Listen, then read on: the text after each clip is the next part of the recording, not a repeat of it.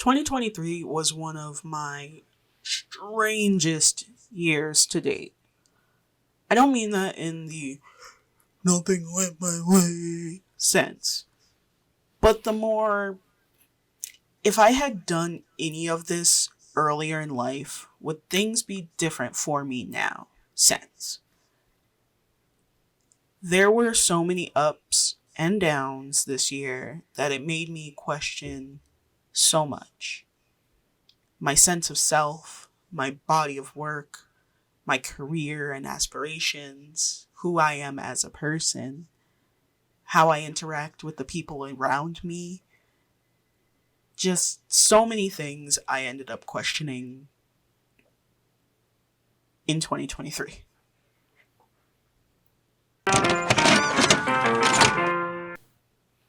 Before we get too far into that story, I just wanted to talk about what I'm working on here.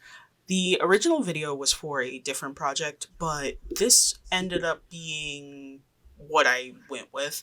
So I am working on a painting called Angel Tears, which I ended up not finishing on screen because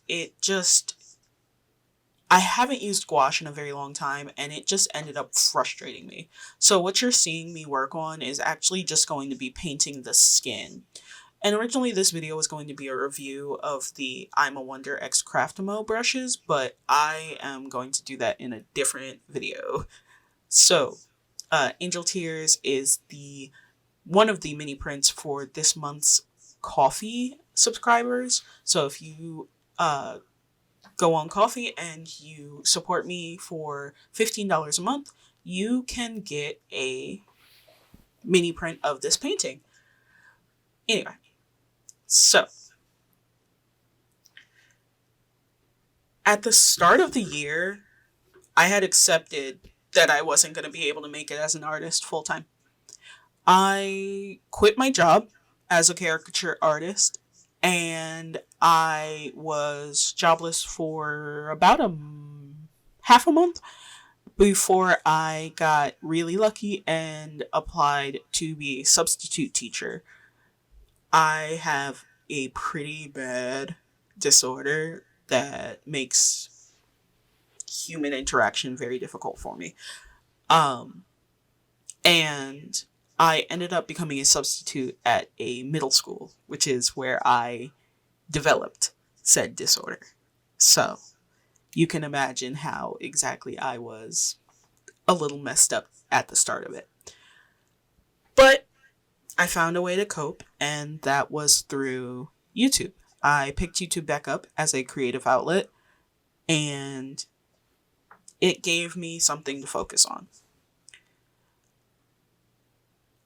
I'm not complaining about being a sub.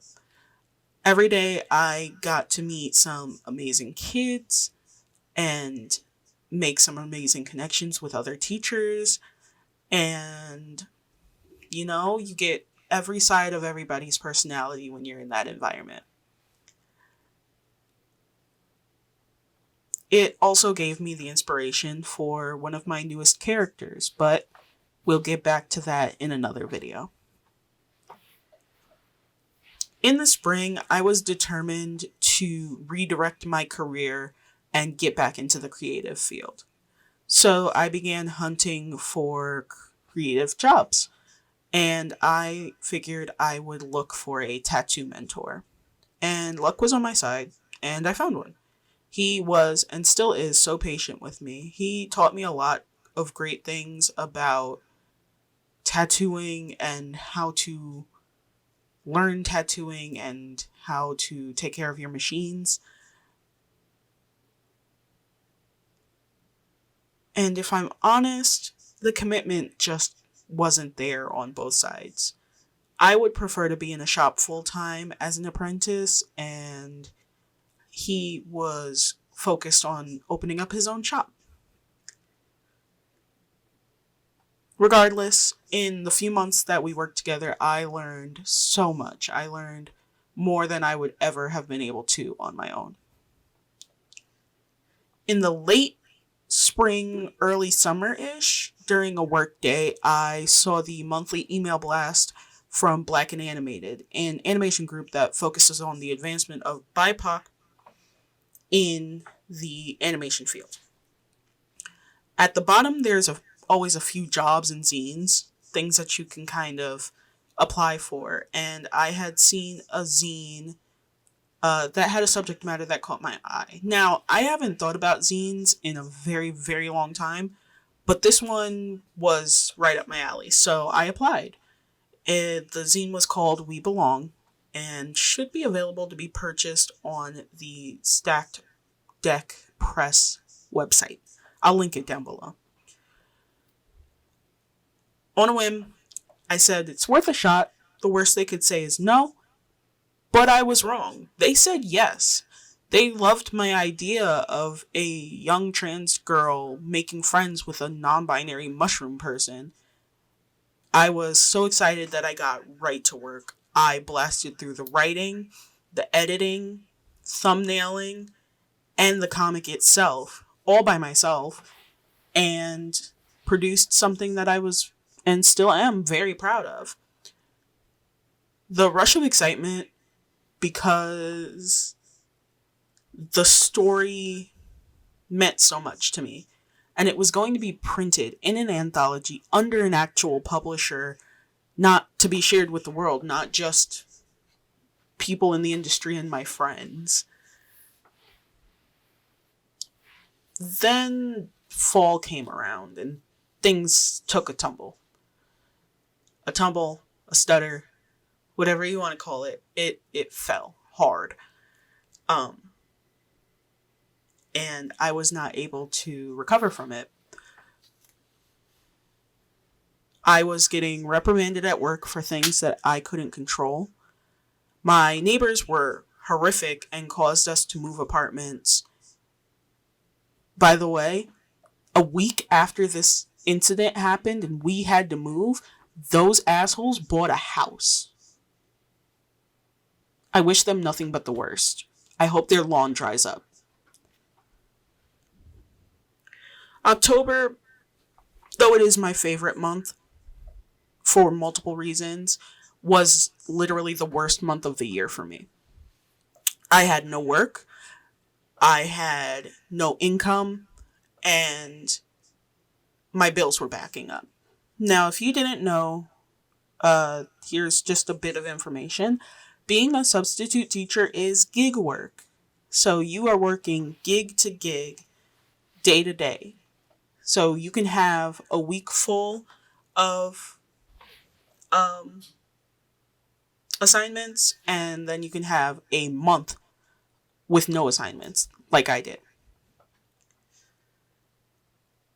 Things started to lighten up a bit in November, and I had about 2 weeks of solid work.